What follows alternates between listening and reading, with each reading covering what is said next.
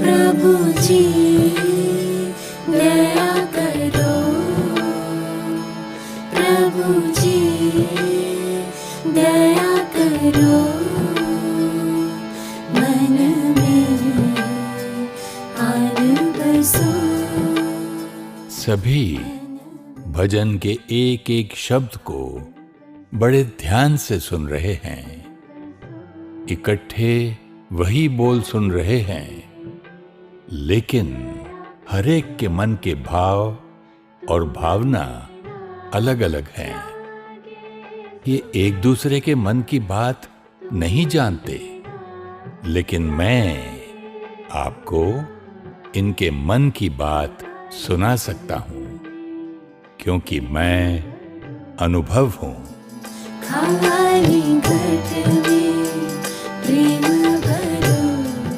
हे ईश्वर, हम पर कृपा करो, आपके आशीर्वाद से हमें बेटे का सुख मिले। प्रभु, वह पड़ोस वाली जमीन मिल जाए तो 2 टोकरी आम चढ़ाऊंगा। हे भगवान, मेरी बहू को सद्बुद्धि दो। मैंने आपके लिए 16 सोमवार के व्रत किए और आपने मुझे ऐसा पति और सास दी, पूरी दुनिया में कोई और नहीं मिला मेरे लिए। कोई फरियाद कर रहा है, कोई नाराज है और कोई तो ईश्वर से प्यार भरा सौदा कर रहा है। लेकिन इन सब में एक मन है जो अधिकार से उसे पुकार रहा है। मैं तो केवल तुमको ही मानूं। कान्हा, आप कब तक मुझसे दूर रहेंगे? क्या मेरी पुकार आप तक नहीं पहुंचती? मैं आपकी गोपी हूँ। मेरा तन, मन, धन सब कुछ आपका है। अब तो आकर बहादुरो। मैं आपकी हूँ, आप मेरे हो। मुझे अपना बना लो प्रभु। हे प्रभु जी, प्रभु जी। भगवान तो हर बच्चे के दिल की बात सुनता है, लेकिन जो उसे प्यार से याद करते हैं उस पर खुद को न्योछावर कर देते हैं। उनके लिए तो भगवान भी बंधायमान हैं। सिंध हैदराबाद के अति प्रसिद्ध दादा आशाराम के परिवार में जन्मी गोपी बचपन से ही भक्ति, दान पुण्य और सेवा में मग्न रहती थी। कुशाग्र बुद्धि, व्यवहारिकता और दूरदर्शिता की धनी गोपी का विवाह छोटी उम्र में ही सिंध के अति धनाढ्य परिवार में हुआ। ये बताओ गोपी, तुझे कपड़े सिलने की क्या जरूरत है? तेरी तो हर इच्छा बिना मांगे पूरी करता है तेरा परिवार। कमल, मुझे खुद की कमाई से दान करना अच्छा लगता है। वैसे तो परिवार वाले दान पुण्य के लिए कभी मना नहीं करते, लेकिन खुद के कमाए हुए धन से की हुई सेवा का सुख कुछ और ही होता है। और शायद ऐसा करने से भगवान जल्दी मिल जाए। बात तो सही है, पर तुझे सच में लगता है तुझे भगवान मिलेंगे? क्यों नहीं मिलेंगे? गोपिकाओं को कान्हा मिले तो मुझे प्रभु क्यों नहीं मिलेंगे? मन में अगर संपूर्ण निश्चय हो तो भटकती नाव को मांझी मिल ही जाता है। ये जो तुम्हें दिखाई देता है, ये तुम नहीं हो, ये तुम्हारा शरीर है। शरीर के अंदर जो आत्मा है, जो प्रकाश है, वो तुम हो। गोपी को बाबा के माथे पर लाइट का चक्र घूमता हुआ दिखाई दिया। वो ट्रांस में नहीं थीं। खुली आंखों से उन्हें लाइट दिखाई दे रही थी और वो परमात्मा के प्यार में खो गई।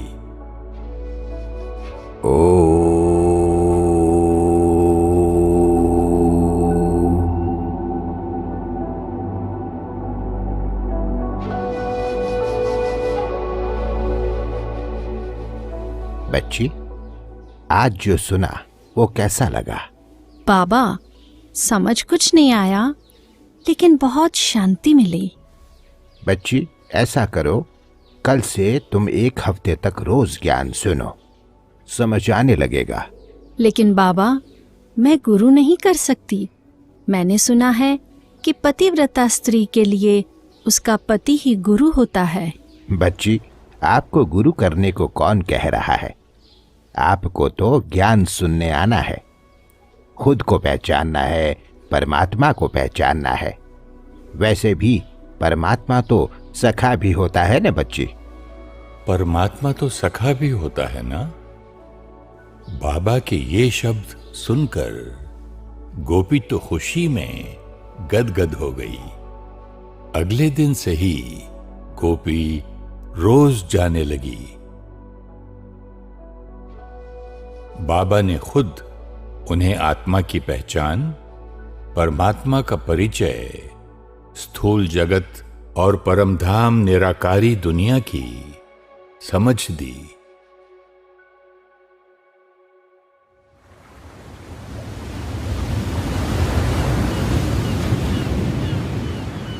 एक दिन बाबा ने कहा, गोपी बच्ची, निराकार परमात्मा हम सबको ज्ञान अमृत पिलाकर पतित से पावन बनाने आए हैं।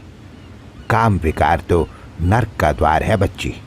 तुम तो समझदार बच्ची हो, तुम्हारा क्या कहना है? बाबा, मैं तो परमात्मा की सच्ची सच्ची गोपिका हूँ। मैं आज से ही पवित्रता का व्रत लेती हूँ।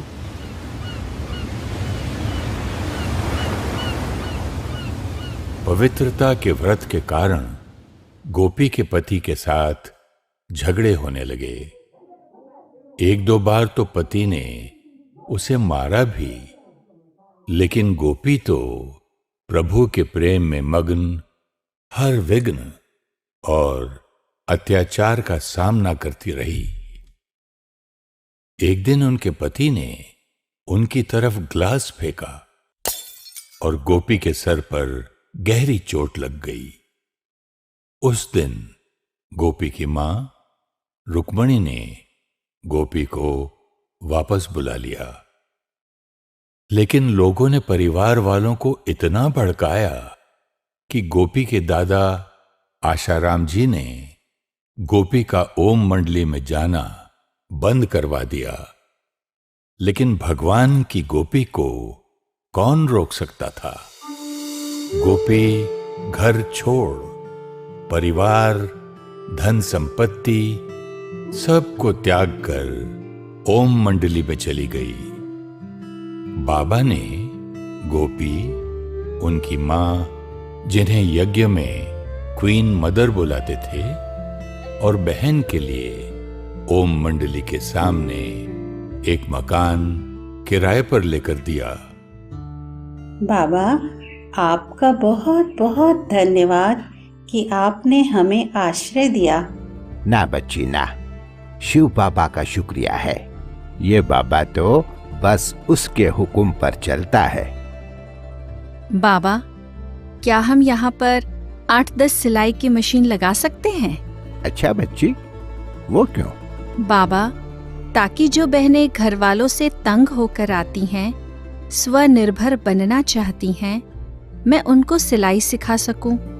जिनको बंधन है वह यहाँ आकर सिलाई भी सीखेंगे और परमात्मा की मुरली भी सुनेंगे। वाह बच्ची, आप तो बहुत समझदार हो। देखते ही देखते कई बांधेली माताएं, बहनें और भाई भी गोपी के पास सिलाई सीखने लगे और उसे दीदी दीदी कहने लगे। आगे चलकर परमात्मा ने गोपी को दिव्य नाम दिया, मनमोहिनी।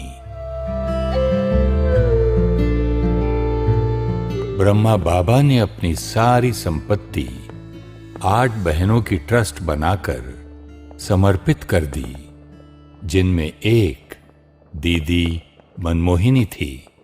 बच्चे, इस ट्रस्ट की जिम्मेदारी आप सब पर है। ओम राधे, आप इसकी प्रमुख होंगी। जी बाबा। और हाँ बच्ची, आप दीदी मनमोहिनी से राय सलाह करती रहना। हाँ जी बाबा। दीदी मनमोहिनी मम्मा की मुख्य सलाहकार तो थी ही, साथ ही पूरे यज्ञ के स्टोर का ख्याल रखने वाली मुख्य कंट्रोलर थी। बाबा और मम्मा को दीदी की परिपक्व स्थिति पर अटूट विश्वास था। ज्ञान योग की एक्यूरेट धारणा दीदी की विशेषता थी। एक बार दीदी ने देखा कि दादी जान की कुछ परेशान लग रही थी। क्या बात है सखी, शक्ल ऐसी क्यों बना रखी है? मुझे लगता है कहीं मेरा पुरुषार्थ बाकियों से पीछे ना रह जाए। यह पुरुषार्थ पुरुषार्थ कह के क्या शक्ल बन गई है? ऐसे थोड़ी करना होता है पुरुषार्थ। फिर कैसे करना होता है? मिठड़ी, खुशी वाला पुरुषार्थ करो, चिंता वाला नहीं। ऐसा पुरुषार्थ हो जिसे देख दूसरों को भी करने का मन करे। पुरुषार्थ का पहाड़ बना दिया तो कौन उसे चढ़ना चाहेगा? हंसी कुड़ी, खेल खेल में पुरुषार्थ करो। दीदी, लेकिन भगवान के साथ हंसी खेल कैसे करूंगी? वो तो भगवान है ना। मिठड़ी, भगवान तो है, लेकिन सखा भी तो है। सर्व संबंध है ना। सखा रूप में उसे याद करके तो देखो, कितना मीठा सुख मिलता है। दीदी की इस मधुर शिक्षा ने ही दादी जानकी को भगवान के साथ सखा रूप से संबंध जोड़ना सिखाया। दादी जानकी ने आगे चलकर कंपेनियन ऑफ गॉड नाम की किताब भी लिखी, जिसकी प्रेरणा भी उन्हें दीदी से मिली थी। दीदी निश्चय बुद्धि और निर्भयता की मिसाल थी। एक बार बाबा ने कहा, अच्छा बच्चे, शिव बाबा आज कहते हैं कुएं में कूद जाओ। कोई है कुएं में कूदने को तैयार? बच्ची, तुम तो पास हो गई, लेकिन बाप भी भला कभी बच्चों को डूबने को कहेगा क्या? बाबा, मैं तो परमात्मा की गोपी हूँ। वह जो कहेंगे मैं करने के लिए तैयार हूँ। इसी तैयारी को देखकर बाबा ने दीदी पर यज्ञ इतिहास की एक महत्वपूर्ण जिम्मेवारी सौंप दी। देश के विभाजन के बाद 1950 में ओम मंडली के 400 भाई बहनों को कराची से भारत स्थानांतरित करना था, लेकिन कहां, ये किसी को नहीं मालूम था। बच्ची, आप भारत जाओ और यज्ञ के लिए उचित स्थान ढूंढो। 2 बातों का ध्यान रखना बच्ची।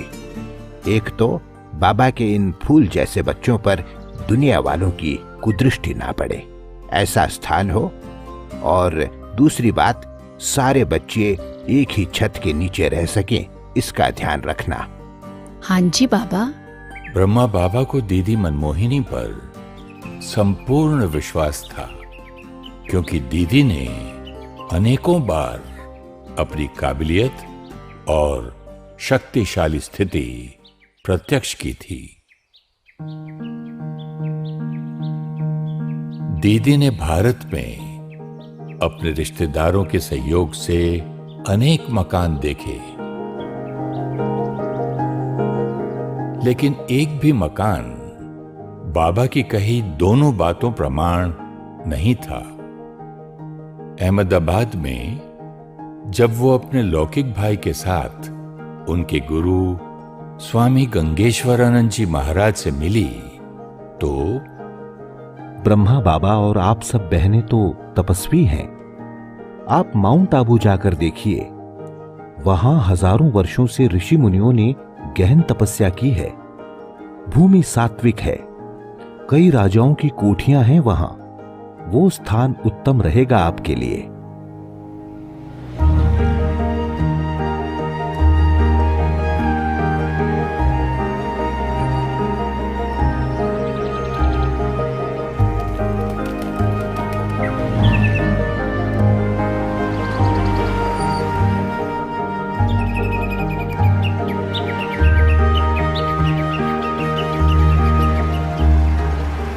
माउंट आबू में कई सारी कोठियां देखने के बाद भी दीदी को कोई जगह नहीं मिली जो संगठन के लिए सही थी। जब वो वापस जाने लगी तो ड्राइवर ने कहा, बहन जी, इतने मकान देख लिए आपने, आखिर आपको चाहिए क्या? एक ऐसी जगह जहां हम 400 लोग साथ में रह सकें, जहां दुनिया का शोर न हो और हम तपस्या कर सकें। एक जगह है, वहां ले चलता हूं आपको, शायद आपका काम बन जाए।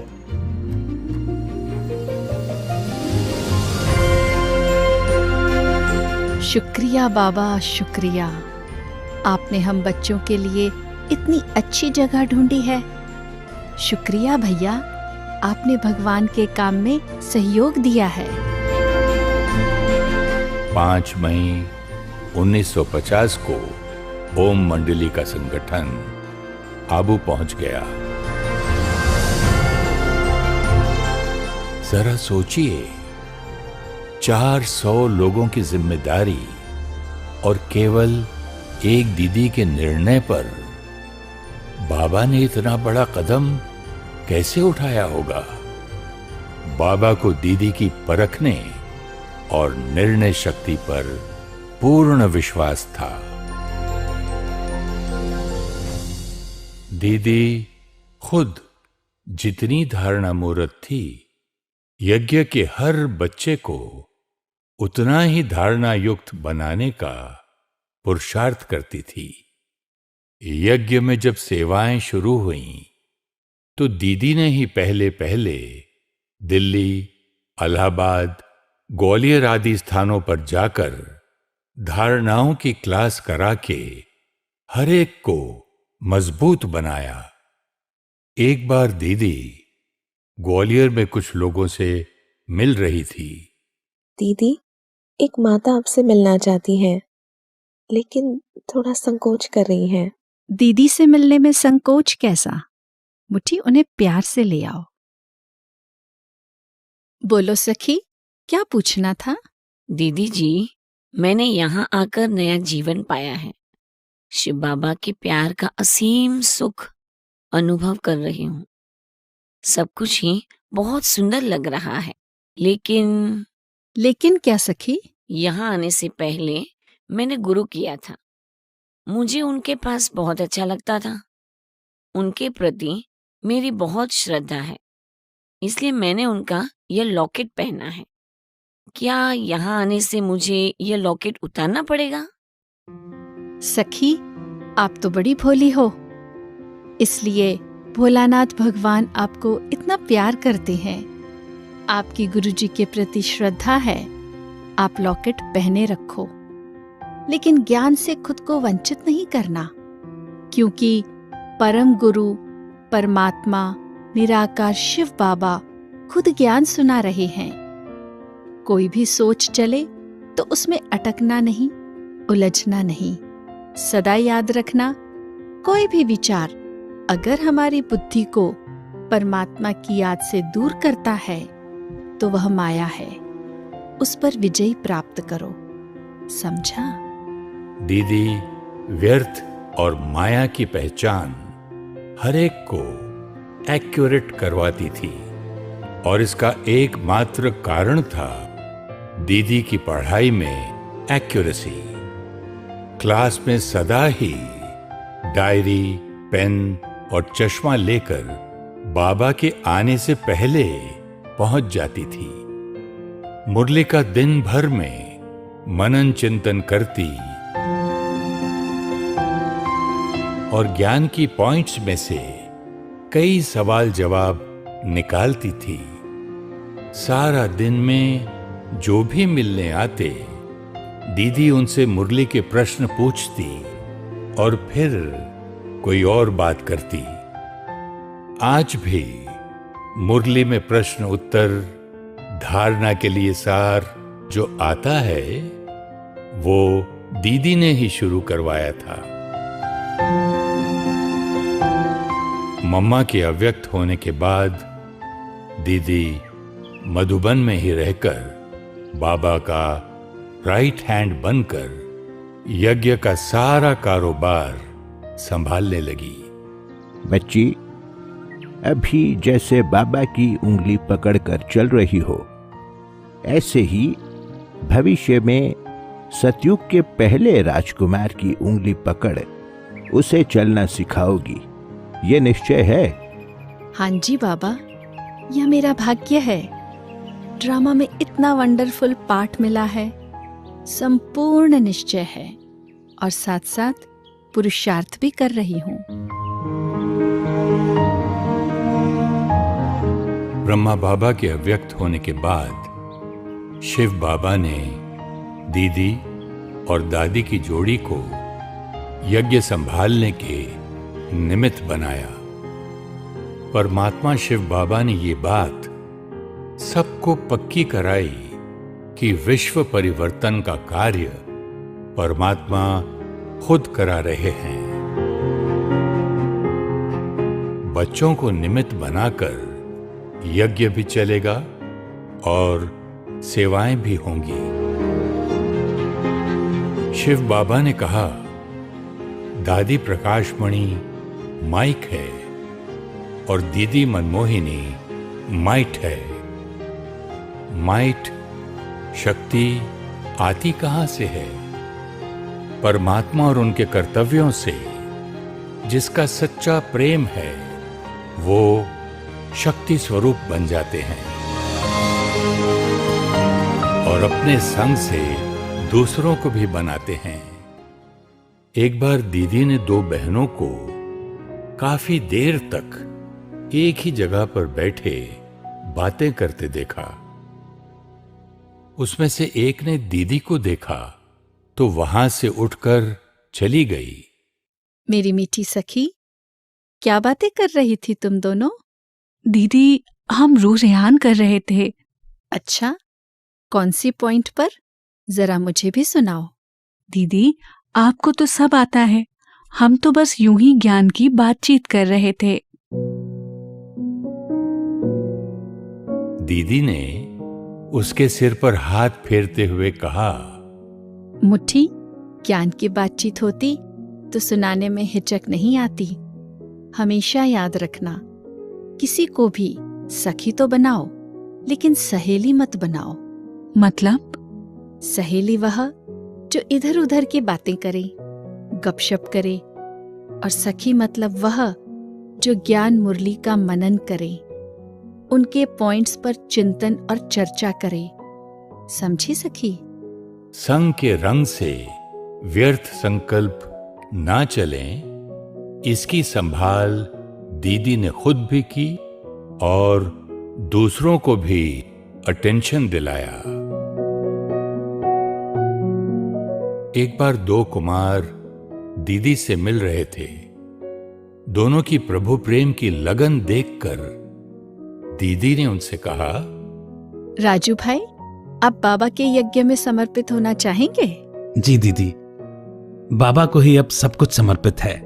अच्छा, और आप रमेश भाई? दीदी, मैं तो निर्बंधन हूं, समर्पित होना चाहता हूं, लेकिन आप जैसा कहेंगे।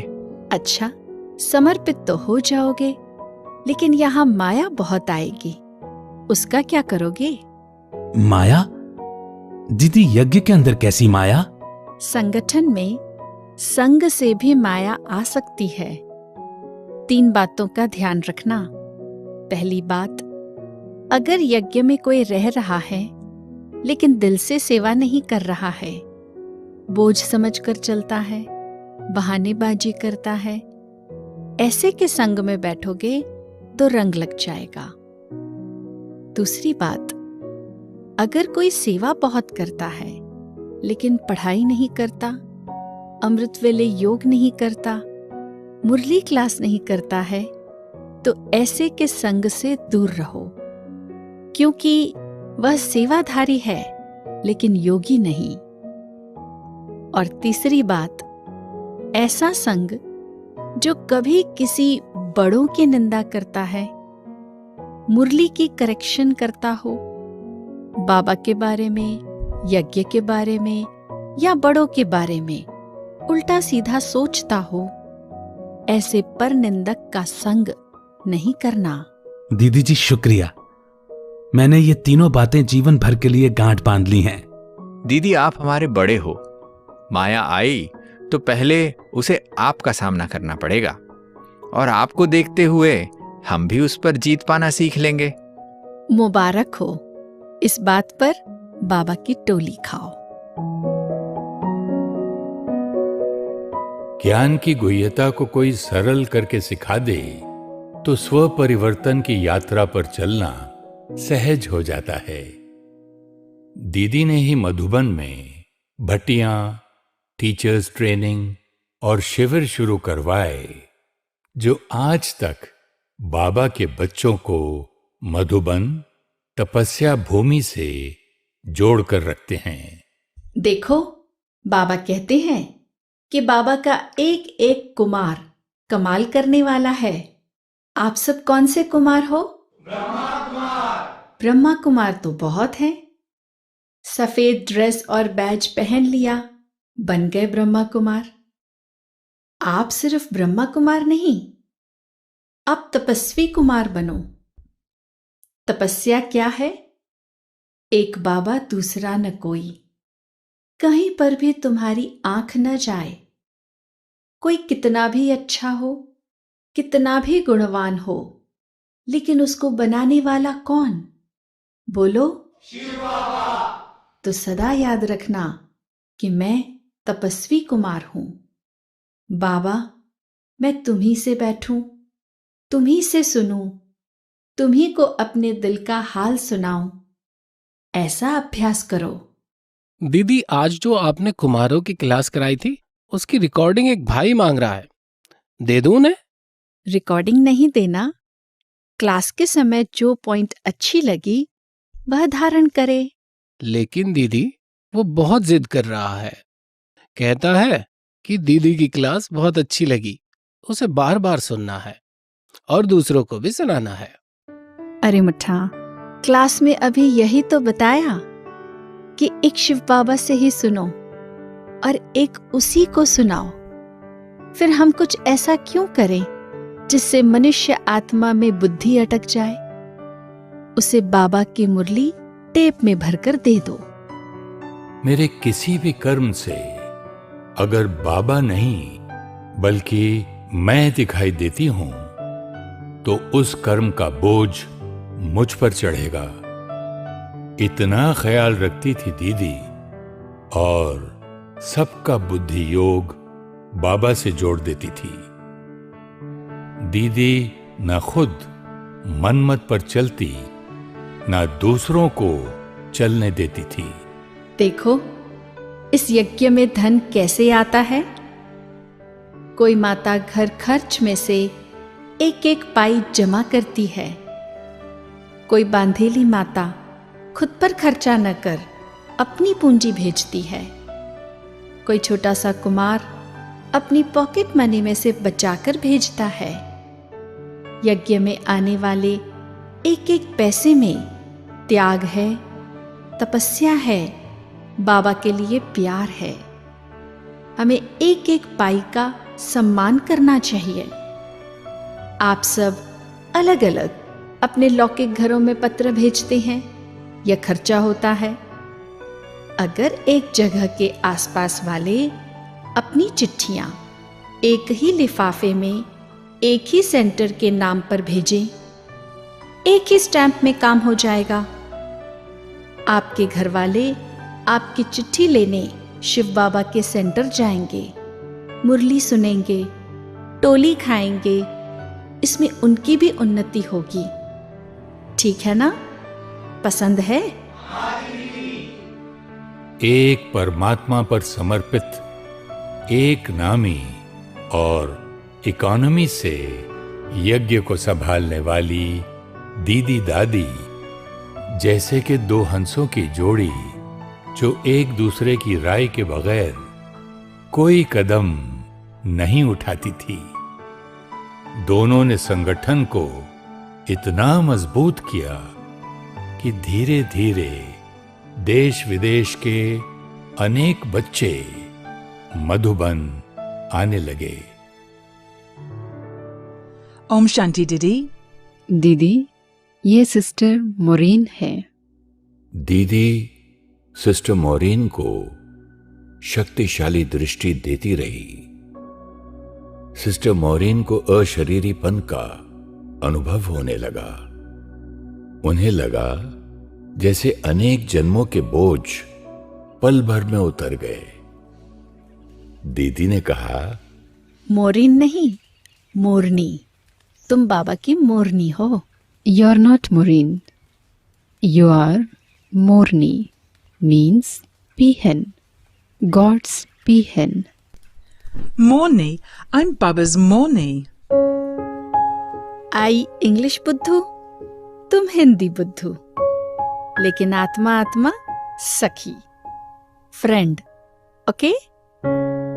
प्रभु प्रेम में डूबी हुई दीदी कितनी सहजता से हर एक को प्रभु प्रेम में रंग देती थी। हर रोज मुरली के बाद दीदी भी बाबा की तरह सभी पत्रों के जवाब देती। सारे जवाब लिखकर ही दीदी नाश्ता करती थी। पत्र में इंग्लैंड के पहले हिस्से में मुरली के पॉइंट्स लिखती, फिर सेवा की बात लिखती थी। दीदी को जो भी किसी के बारे में कुछ याद आता था वो उसको नोट करती थी। पत्र लिखते हुए वो नोट्स को सामने रख उनकी विशेषताएं लिख उनमें बल भरती और प्यार भरी शिक्षा और राय भी देती थी। दादी और दीदी अक्सर टीचर बहनों से मिलकर उनसे सेवा समाचार सुनती थी। दीदी वो सेवा समाचार सब सेंटर्स पर भेजकर निर्देश देती कि सभी भाई बहनों को सुनाओ और आगे भेजो, ताकि सबको सेवा करने की प्रेरणा मिले। एक बार टीचर्स से मिलते हुए दादी ने कहा, पुष्पा बहन, आप भी सेवा समाचार सुनाओ। दादी जी, मैंने कोई विशेष सेवा नहीं की है, अभी मैं सीख रही हूँ। मुट्ठी, तुम बहुत अच्छी सेवा करती हो। दीदी, मैंने? हाँ सखी, तुम, क्योंकि तुमसे बड़े निश्चिंत रहते हैं। ये अपने आप में बहुत बड़ी सेवा है। सुनो सखियों, सेवा तो शिव बाबा ही कराते हैं। सेवा तो हुई ही पड़ी है, लेकिन सेवाओं के दौरान एक दो के संग में आते हुए खुद के संस्कारों को श्रेष्ठ बनाने की सेवा, यह सेवा हमें खुद करनी है।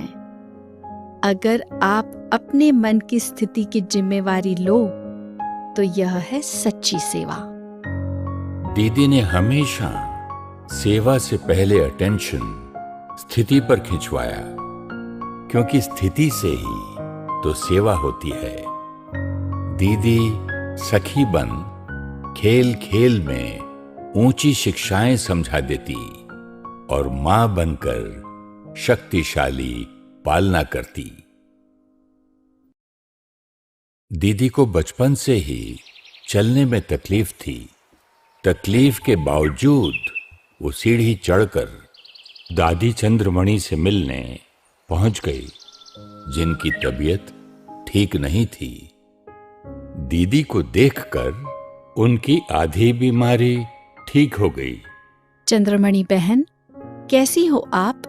दीदी, कुछ दिनों से मुझे तेज बुखार है और दर्द भी बहुत है। मीठी बहन, कभी यह मत कहना कि मुझे बुखार है। कहो मेरे शरीर को बुखार और दर्द है।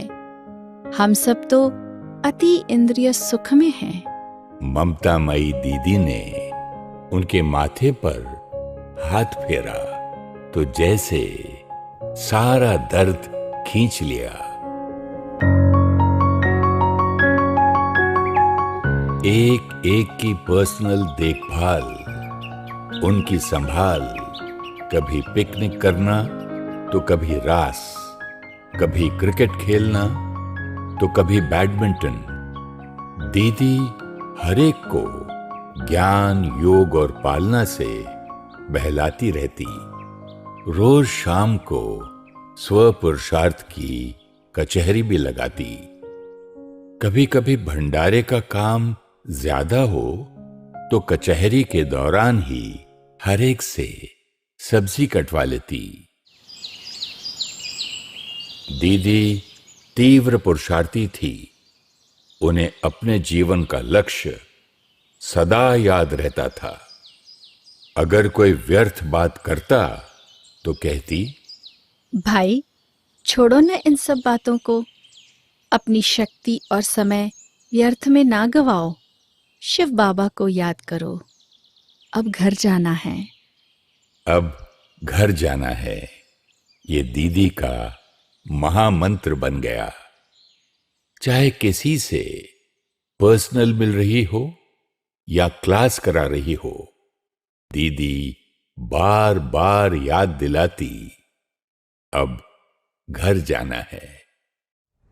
एक बार चिटचैट के दौरान किसी ने पूछ लिया, दीदी इतनी जल्दी थोड़ी ही घर जाना है, अभी तो कितनी सेवा बाकी है। देखो बहन, सेवा शिव बाबा कराते हैं, वह तो समय अनुसार होनी ही है। उसमें हम आत्माओं का कोई विशेष पुरुषार्थ नहीं है। हमारा पुरुषार्थ तो नष्टोमोहा बनने का है। हमें चेक करना चाहिए कहीं हम में कोई मोह तो नहीं।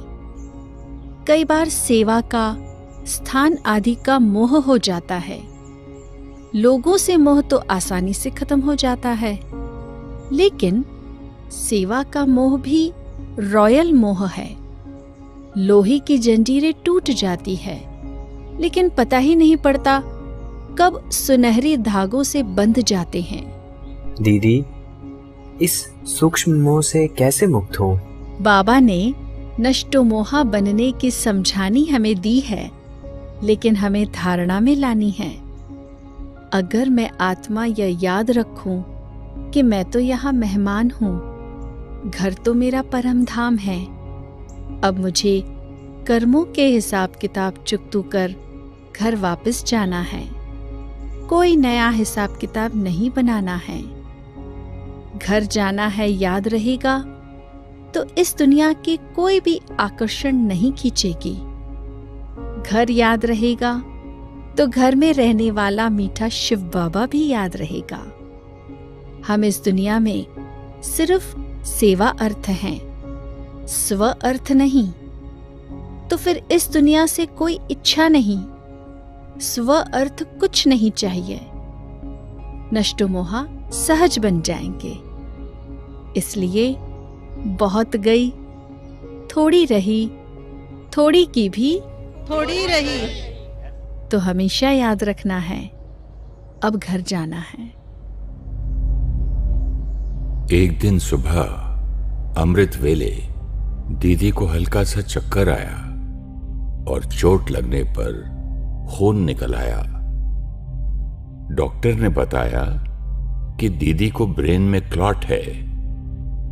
डॉक्टर भगवती ने बहुत प्यार से दीदी का इलाज किया, जैसे कि अपनी मां का इलाज कर रहे हों। दीदी जी, कैसी हैं आप? डॉक्टर भाई, आप तो मेरे शरीर का इलाज कर रहे हैं। मैं आत्मा तो सदा शिव बाबा की याद के झूले में मौज में हूं। दीदी सभी डॉक्टर्स और नर्सेस को शिव बाबा का परिचय दे परमात्मा को याद करना सिखाती।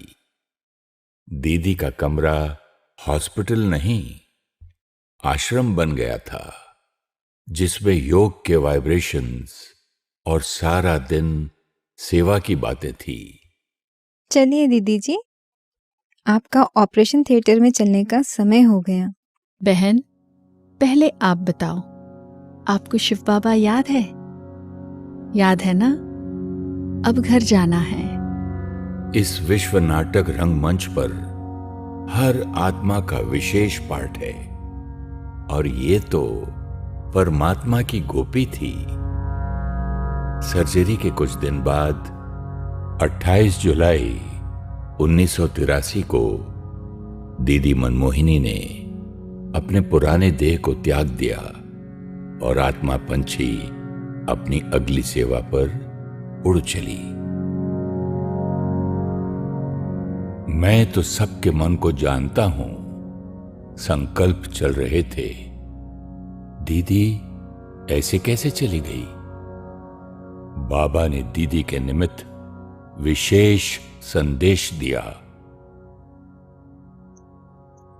जो हुआ बहुत ही राजों से भरा हुआ ड्रामा हुआ।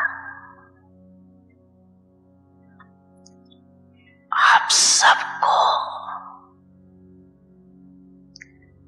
दीदी प्रिय और दीदी को सेवा प्रिय,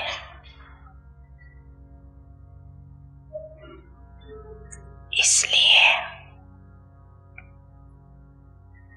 सेवा ने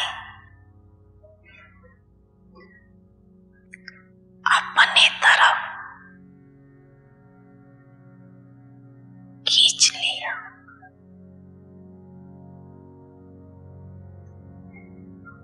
न भगवती का दोष है न भगवान का।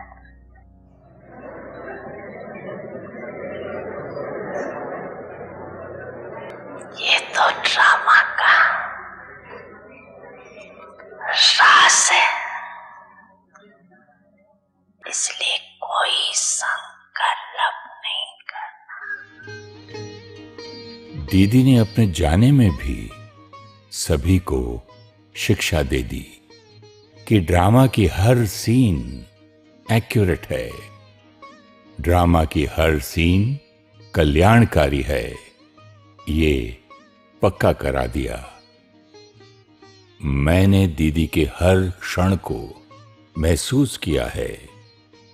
मैं अनुभव हूं, इसलिए आप सबसे आज यही कहूंगा, दीदी की तरह परमात्मा के साथी बनकर और सब बातों से साक्षी होकर अपनी स्थिति को परिपक्व बनाओ, क्योंकि सच्चाई तो यही है, अब घर जाना है।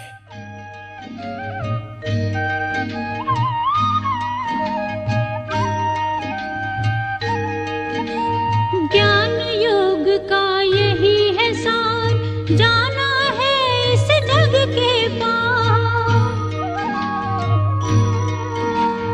परम धाम से आए हैं शिव, ले जाने हम सबको साथ। कल्प की है ये अंतिम बेला, कल्प की है ये अंतिम बेला, कर्मातीत बन जाना है। अब घर जाना है कि अब घर जाना है, अब घर जाना है कि अब घर जाना है, अब घर जाना है कि अब घर जाना है।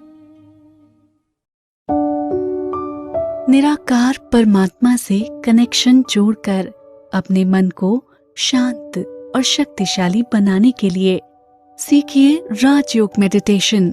7 दिन सिर्फ 1 घंटा रोज आप ब्रह्मा कुमारीज मेडिटेशन सेंटर पर राजयोग निशुल्क सीख सकते हैं। अपने नजदीकी सेंटर का एड्रेस जानने के लिए या मेडिटेशन ऑनलाइन सीखने के लिए आप हमें ईमेल करें contact@awakeningtv.in या कॉल करें 8209333033 या 8209888988 पर।